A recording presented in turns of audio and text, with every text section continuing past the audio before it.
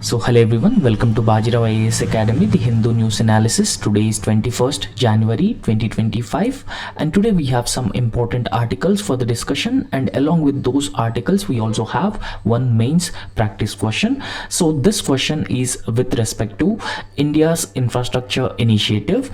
So India's collaborative effort along with other like-minded countries to enhance India's access, India's connectivity to Middle East and also the Europe region. So that particular connectivity initiative, we all knew that initiative is known as India Middle East Europe Economic Corridor.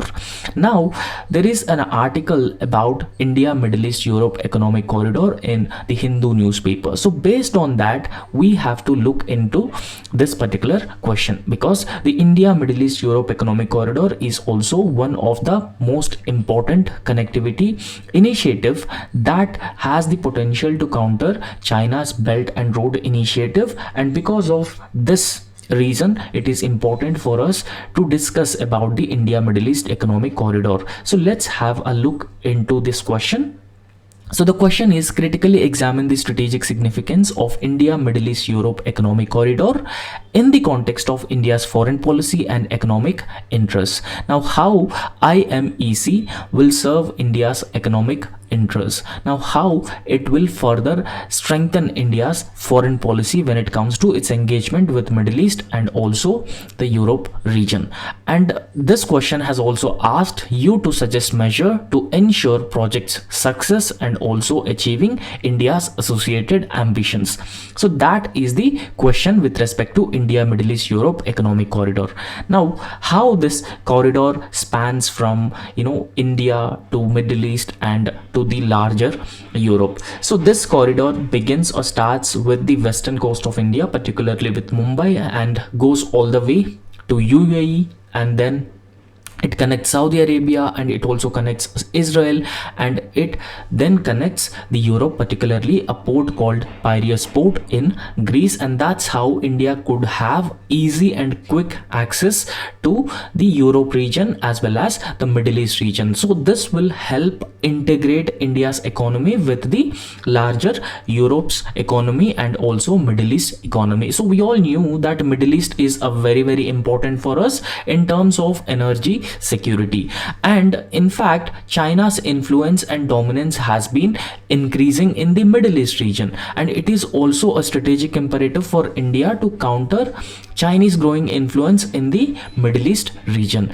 So that is also the other reason that India could actually strengthen its influence in the Middle East region through India Middle East Europe Economic Corridor by further strengthening its economic presence, by integrating India's economy with the economies of Europe. So in the introduction you could briefly introduce what is this India Middle East Europe Economic Corridor. So when it was announced during India's G20 presidency in September 2023.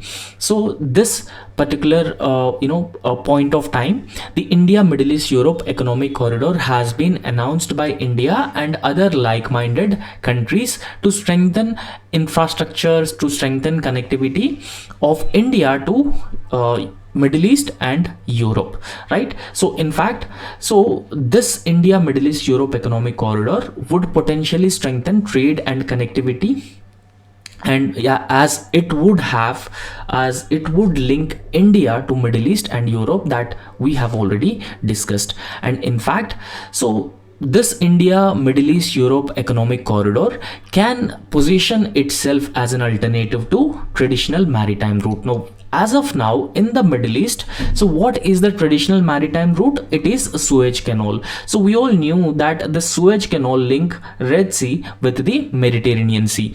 So as of now, this Suez Canal and Red Sea region is fraught with a lot of challenges and vulnerabilities. So particularly the militant groups attacking ships, and that has been creating new challenges. And in fact, Suez Canal route is known as the traditional route of shipping, but India Middle East Europe Economic Corridor is expected to provide an alternative to this traditional maritime shipping route. And in fact, so the corridor promises to reduce the transit time of approximately 40% and transportation costs also by approximately 30%, thereby revolutionizing international trade and commerce, and also integrating India's economy with the economies of Middle East and also Europe. Now, what are the key features of India, Middle East, Europe economic corridor? So we'll just have a look into the key features of India, Middle East, Europe economic corridor. Now, first key feature is that it is fast and cost effective trade route, and it link India, Middle East and Europe. So how it is fast? Because it could reduce the transit time by around 40%, and it also reduce costs of shipping or transportation by around 30%. So because of that reason, it is fast and also a cost effective trade route. And in fact, it could further diversify trade by integrating India's economy, by integrating India's supply chains with the global supply chains, and it further enhances the export potential of the India's economy. Now, as of now, we are looking for the destinations where we could export our goods and services, so thereby it could diversify India's trade basket, and it could also diversify India's supply chains, so thereby it could potentially ensure the supply chain resilience as well. And apart from that, it also proposes energy grid linkages, undersea fiber optic cables, and also pipelines for a sustainable energy trade, and that would ensure energy security for India. Now, apart from ensuring energy security for India, so it would also result in a potential relations between, or strengthening relations between India, Middle East and also the European countries. And in fact, India United Arab Emirates virtual trade corridor will serve as a blueprint for the India, Middle East, Europe economic corridor, and participants to adopt an efficient trade systems. Right, so this will actually serve as a blueprint, and that blueprint will further decide or determine implementation of India, Middle East, Europe economic corridor to strengthen efficient or ensure efficient trade systems. Now, apart from that, what is the strategic importance? So we need to understand the strategic importance of the India, Middle East, Europe economic corridor, right? So this is also a very important. Now, when we talk about the strategic importance, it boosts export potential to Europe and Middle East, right? So India could export more and more goods to Middle East and also Europe, and thereby having a strong trade and commerce and investment linkages between India and Europe. And apart from that, it would also promote regional trade standardization and as well as the logistics efficiency as well. And in India, the problem is high logistic cost. So high logistic cost is one challenge that India has been facing. So in fact, the India, Middle East, Europe economic corridor would ensure the logistics efficiency, thereby potentially reducing the logistic cost as well, and it promotes regional trade standardization as well. And in fact, it is expected that it could counter the Belt and Road Initiative of China, because the India, Middle East, Europe economic corridor could offer a potential alternative to the Belt and Road Initiative, thereby countering Chinese influence and dominance. So that is not in the best interest of India. And apart from that, the India, Middle East, Europe economic corridor, it is expected to further strengthen India's diplomatic and economic ties with the Gulf Cooperation Council countries and even to the larger Europe. Remember that we wanted to have the free trade agreement with European Union. So if we have potential trade linkages with Europe through India, Middle East, Europe economic corridor, so that would further strengthen trade, commerce, connectivity as well as investment between India and larger European Union, and it is also expected to strengthen India's relations with the Gulf Cooperation Council countries in the Middle East. And apart from that, it would also encourages sustainable trade and energy practices, including the use of green hydrogen. Now, green hydrogen is being increasingly emphasized in recent times. So because of its green nature in the sense that it's, a renewable form of energy. It would not come up with any, greenhouse gas emissions. It would not emit any pollutants, and it has the potential to substantially transform the economies into the greener economies. And because of that reason, now countries have been emphasizing on green hydrogen. So India, Middle East, Europe economic corridor will also have a huge impact on, generation or production of green hydrogen and technology transfer, sharing best practices, etc. However, the India, Middle East, Europe economic corridor is not free from the loopholes. So it also has a lot of shortcomings, and it is important for us to understand those shortcomings as well. Now, the first shortcoming of this India, Middle East, Europe economic corridor is that this Gaza war has proven that it has a serious missing links in its current form. So we all knew that, Hamas, a militant organization, has attacked Israel, and in retaliation Israel has also attacked Hamas. So because of, Gaza war, and even Hamas and other militant organizations such as Hezbollah, Houthis, so they are also attacking ships in the Red Sea. So this has been indicating that there's a potential missing link in this India, Middle East, Europe economic corridor, and that could be a concern.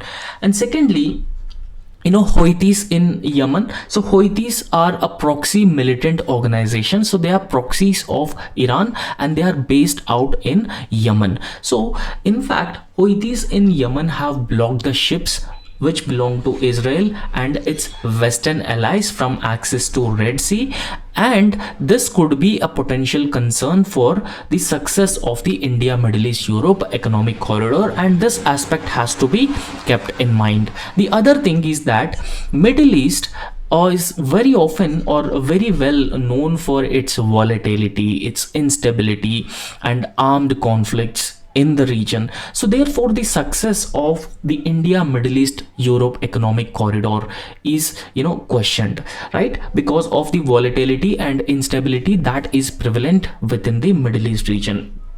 And in fact, Israel and its Western allies have been forced to take a longer route across the Cape of Good Hope. So we all knew that this is the Cape of Good Hope, all along the southern coast of Africa. So Israel and its Western allies were forced to take a longer shipping route through Cape of Good Hope because access to Red Sea has been blocked by a militant organization called Houthis and even Hezbollah. They are attacking the ships of Israel and its Western allies. So when most of the European countries' ships are passing through the Cape of Good Hope, that could potentially increase the shipping cost, and that could also increase the transit time for the goods and services.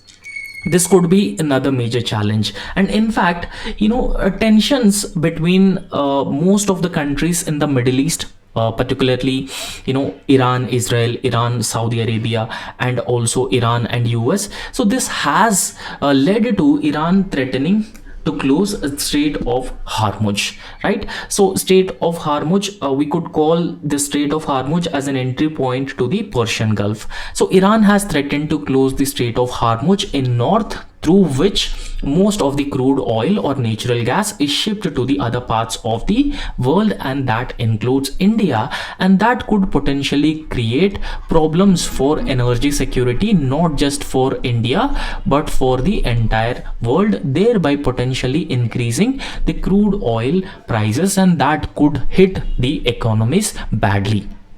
And apart from that, Eilat and Haifa ports have suffered heavy losses due to disruption in trade through Red Sea and targeting these critical ports by Hamas and its allies. So this is also another major concern with respect to the India, Middle East, Europe economic corridor that could potentially disrupt trade and commerce between different countries within the region and also beyond the region. So therefore, what should be the way forward in this context? We'll just have a look at the way forward as well. And in fact, women ports open up into the Arabian Sea. Woman is also considered as a gateway for India's access to West Asia or Middle East. So in this context, woman actually plays a very important role when it comes to India's long-term access or long-term presence or dominance in the Middle East and beyond. So therefore, women ports are very close to India, very close to Arabian Sea.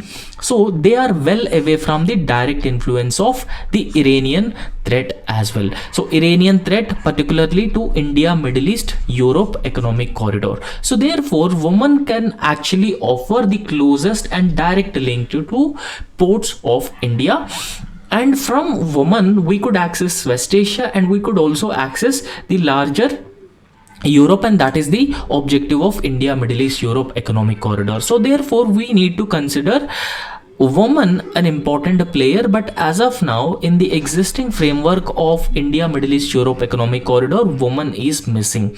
Secondly, so towards the west, so we should also take into account Egypt. So Egypt can also play a very important role in the success of India, Middle East economic corridor. So the reason being is Egypt, like a woman, also have good relations with most of the countries in the Middle East.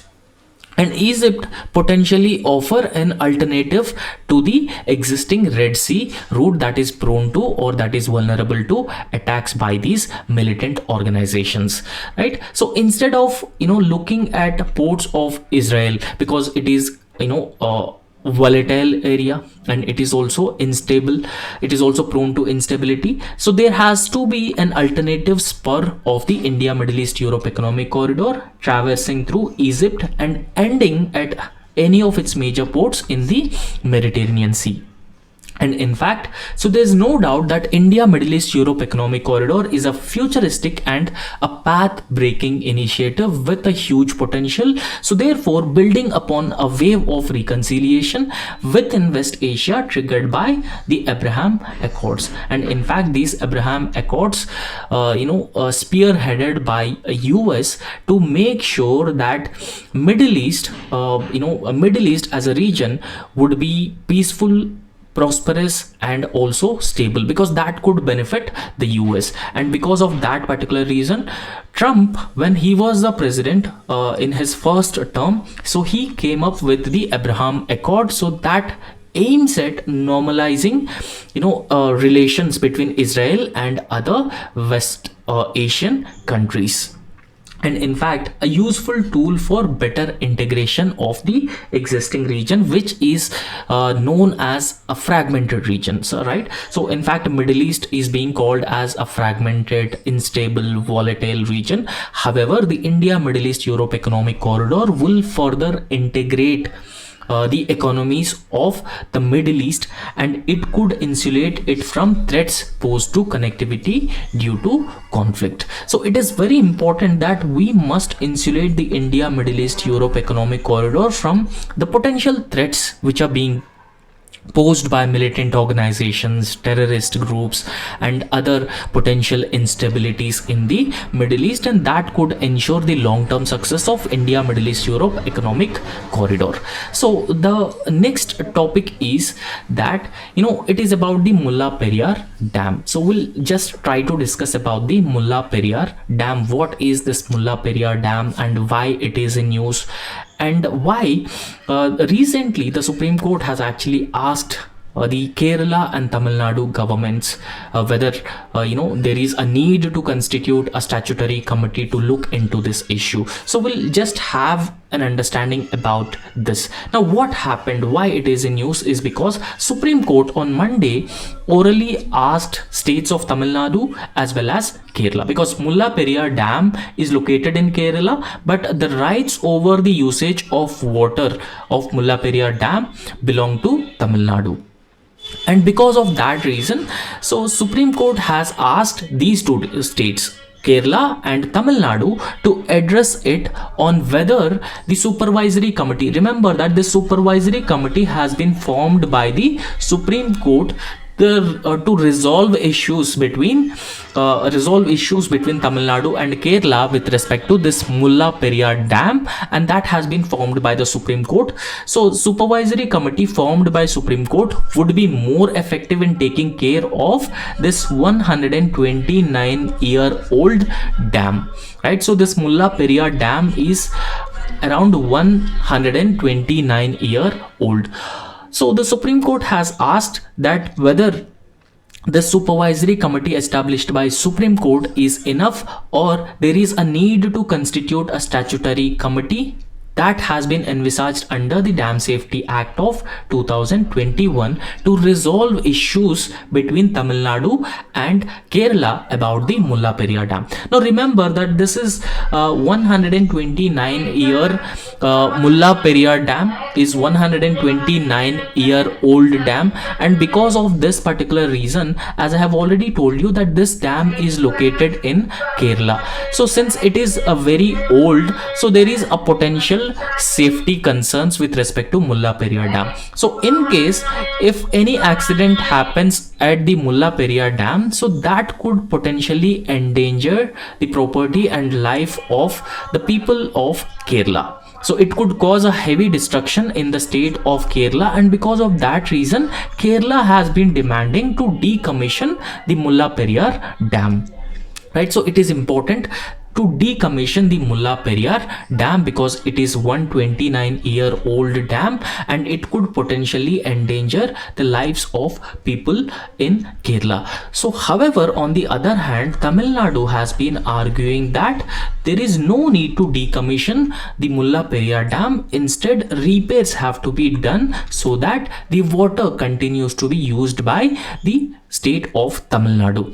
So this is the dispute between Kerala and Tamil Nadu with respect to the Mulla Periyar Dam. So the other details with respect to Mulla Periyar Dam. So it is a dam, a 129-year-old structure in Kerala's Idukki district. So as I have already told you that this dam is located in Kerala's Idukki district, and this dam is owned and maintained by Tamil Nadu. Even though this dam is located in the state of Kerala, it is owned and maintained by the state of Tamil Nadu. And in fact, Tamil Nadu has been using the water from the Mulla Periyar Dam for various purposes like irrigation, drinking water, and even generation of the hydropower.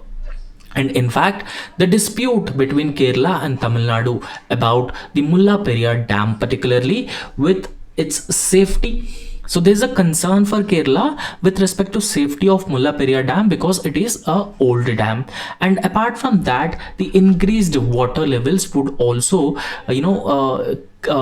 create more vulnerability, or it would also endanger the structural stability of the Mulla Periyar Dam. So that has led to the ongoing litigation between Kerala and Tamil Nadu. And in fact, Supreme Court has already allowed the state of Tamil Nadu that it could maintain around 142 feet of water in the Mulla Periyar Dam, and in fact the Supreme Court has given this verdict in the year 2014.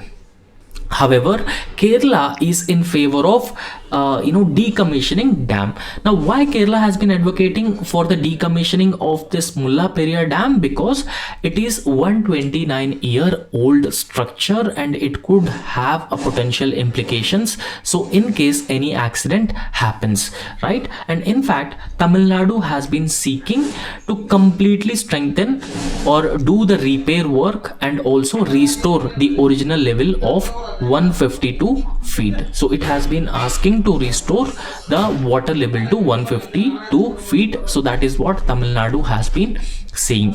And in fact, this dam is located in Kerala, as I have already told you, and it is operated and maintained by Tamil Nadu.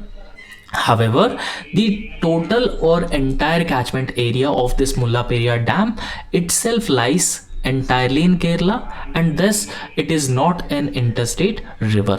However, for Tamil Nadu, Mulla Periyar Dam and the diverted Periyar waters act as a lifeline for Theni district, Madurai district, Sivaganga district, Dindigul and Ramnath districts, right? So this Mulla Periyar dam waters are lifeline for these districts in Tamil Nadu. However, Tamil Nadu has been consistently or continuously insisting on exercise of the unfettered colonial rights to control the dam and its waters based on an old 1886 lease agreement.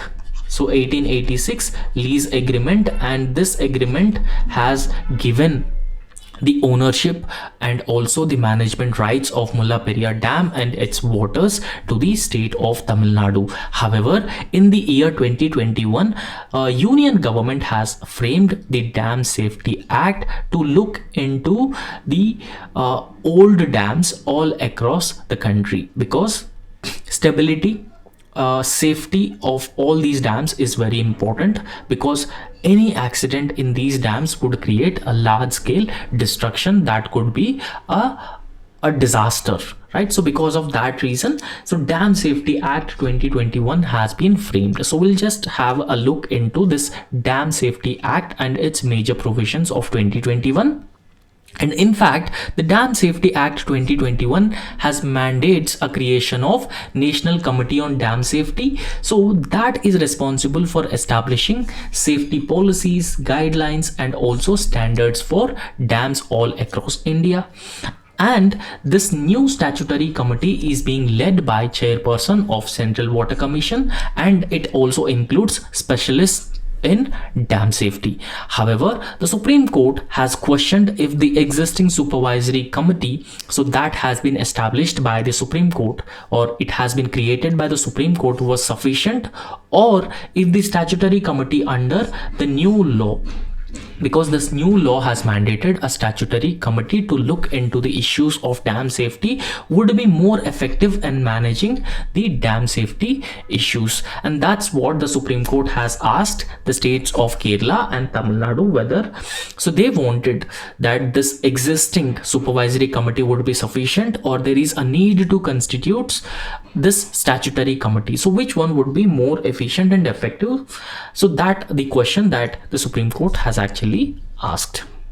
So next is Fields of Vikasit Bharat, right? So this is an article about, how Indian agriculture can be made more sustainable and how Indian agriculture would contribute to India's larger goal of becoming developed country by the year 2047. So remember that we have the goal of becoming Vikasit Bharat, or a developed country, by the year 2047, and how agriculture would actually contribute to the goal of becoming a developed country. Because remember that around 45% of India's population directly or indirectly dependent on the agriculture sector, and agriculture sector also plays a very important role in ensuring food security of not just India but also the entire world, because we have the potential, we have the capability to ensure food security of the entire world. So it also has the potential to lift millions out of poverty, millions out of the chronic cycle of poverty, and agriculture sector would create the potential rural demand as well, and rural demand is also very, very important. And because of this particular reason, so how we need to strengthen agriculture leveraging the technology, so therefore that would potentially contribute to the goal of Vikasit Bharat by the year 2047. Now we'll try to understand this. So Indian agriculture is at a critical juncture, right? So we can call that Indian agriculture is a critical juncture because it has been balancing the need for food security, rural livelihoods, and also the sustainability, right? So it has been potentially balancing food security or need for food security and also sustainability of the agriculture sector. And apart from the sustainability factor of Indian agriculture, it has also been sustaining the rural livelihoods of the people as well. And because of that reason, we could call that this is at the critical juncture.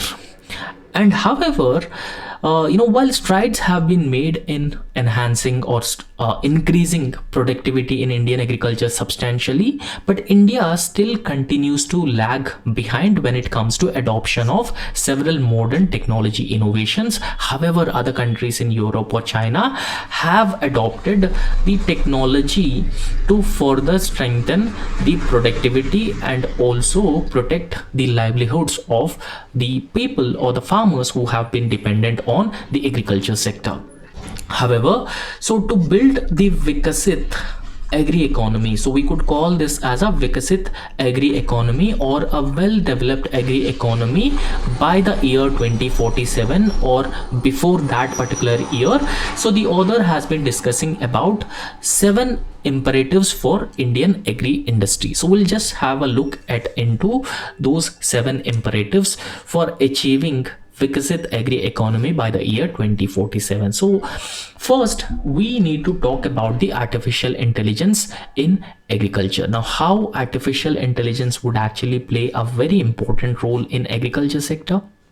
Now, in fact, so as of now, if we talk about the deployment of artificial intelligence, so India is in the beginning. So India is started to deploy the artificial intelligence for critical use cases such as weather forecasting. We have been deploying artificial intelligence. Pest detection also we have been deploying artificial intelligence, and control of pest we have been deploying artificial intelligence, and even crop yield optimization also we have been deploying the artificial intelligence. However, the penetration of the artificial intelligence is not so robust, but it is just a limited to small subset of tech savvy farmers. So there are only few farmers to which this has been limited to. However, in the US and Europe, generative artificial intelligence tools have started offering precision farming at a scale, and it has also been integrating large data sets to provide a real-time agronomic insights about the agriculture.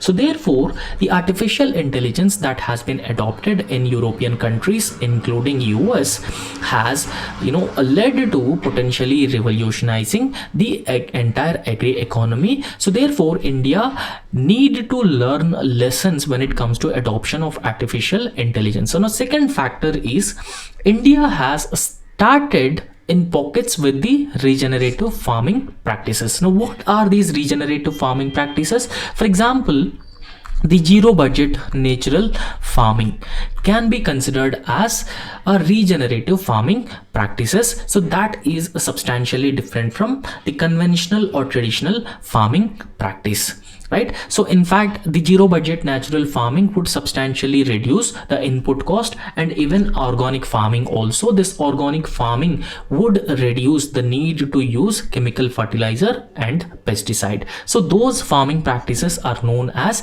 the regenerative farming practices. However, in Indian agriculture, we could see a huge dominance of the monocultural practices. However, monocultural practices and excessive chemicals and fertilizer usage in the Indian agriculture or the Indian farming system, leading to the soil degradation or degradation of the existing natural resources, and even it has been contributing to the loss of biodiversity as well. However, on the other hand, countries like France and US have led, they actually take lead in regenerative agriculture through a structured policies. Now, what kind of a structured policies that they have followed? For example, they are providing farmer incentives, and they are also promoting adoption of or investing in research and development on the sustainable agricultural practices, but that is as of now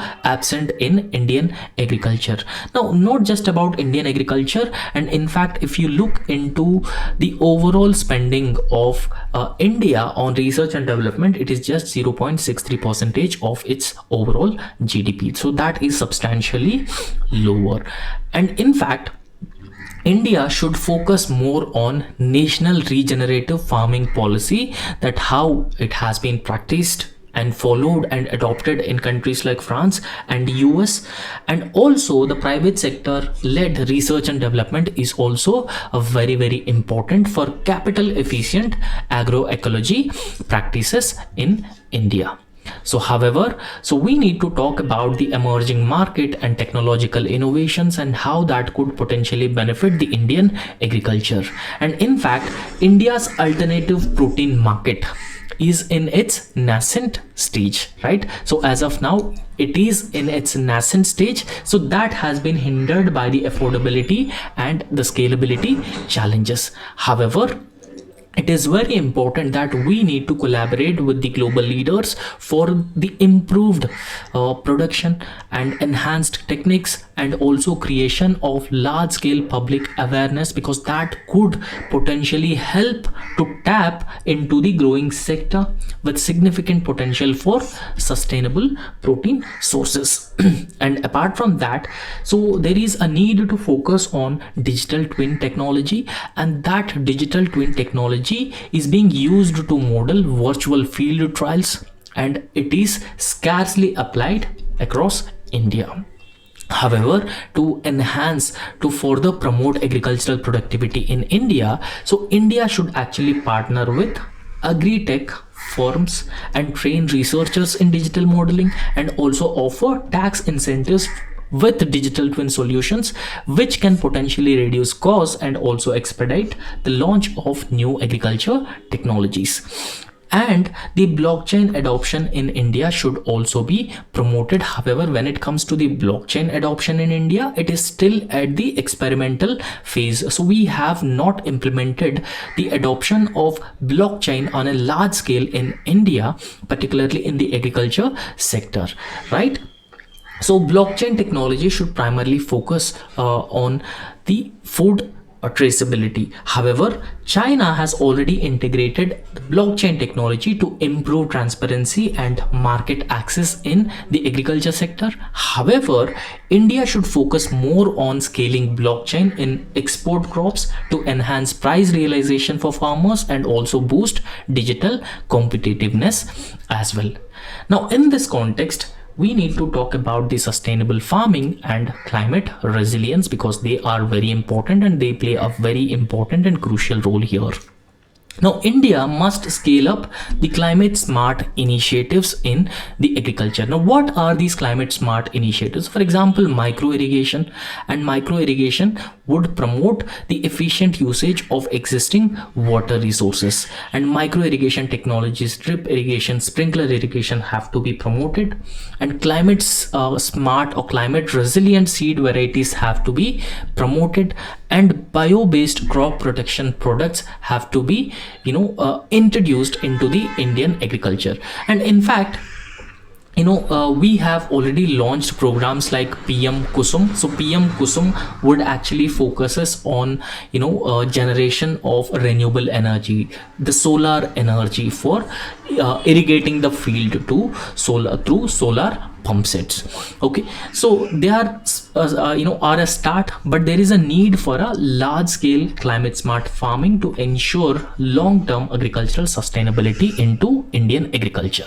And in fact, artificial intelligence can be effectively leveraged to develop region-specific climate advisory systems to support farmers in making informed decisions about irrigation and also crop management as well. However, the transformation of Indian agriculture actually requires strategic investments, particularly investment in research and development, and also further strengthening the private investment as well. So private investment is also very important, so it plays a crucial role as well. And policy reforms are also required, and grassroots engagement should have to be focused.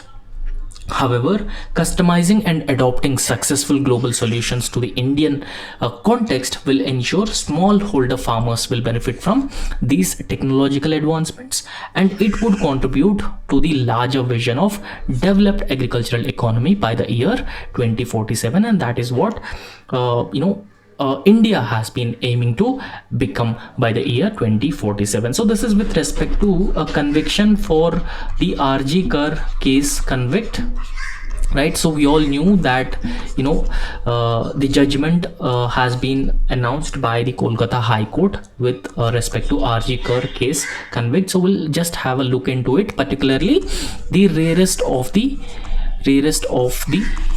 rare doctrines, right? And in fact, the convicted individual in this RG Kar rape and murder case is a person named Sanjay Roy. So Sanjay Roy, convicted of raping and murdering a doctor at RG Kar Medical College in Kolkata, was sentenced to life imprisonment by the Sessions Court. So he actually sentenced to life imprisonment, but people are demanding a death penalty for Sanjay Roy for heinous crime that he has committed against a woman doctor. However, the High Court has held that it is not the rarest of the rare cases, so thereby it will not give the death penalty, rather it stick to the awarding life imprisonment to Sanjay Roy. And in fact, a CBI actually investigated this case, and CBI actually recommended the death penalty for the accused individual. And even we have seen that there's a huge public outcry about this RG Kar case. And in fact,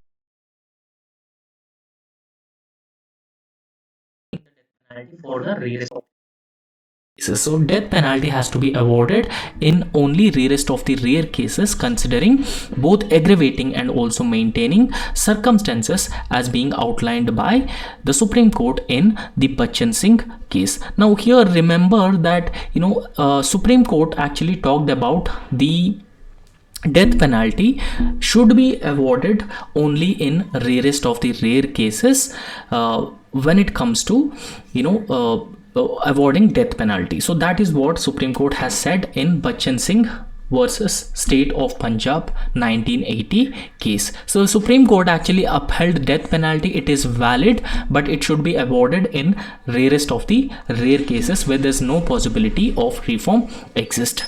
However, while the Supreme Court did not provide exact standards, the court has outlined list for aggravating and also mitigating circumstances to guide decisions. So however, there are certain mitigating circumstances in death penalty. Now what are those mitigating circumstances? For example, offender acting under extreme mental or emotional stress. So that would be one mitigating factor of death penalty. Second is if the offender is very old or very young, then also it could be a mitigating factor of death penalty. And in fact, there is a low likelihood of the offender being a continuing danger or a continuing threat for the entire society. And in fact, there is a potential for the rehabilitation and reform of the offender, then also there will be no death penalty. And also offender was acting on someone else's directions and had a moral justification for that, then also it is a mitigating factor. And offenders' inability to understand the criminality of their actions due to the mental illness. So these are some mitigating circumstances in death penalty. Otherwise, in the rest of the rare cases, death penalty could be avoided, right? So that's all in this lecture, and thank you so much. So if you like our work, please subscribe our YouTube channel and also hit like. Thank you.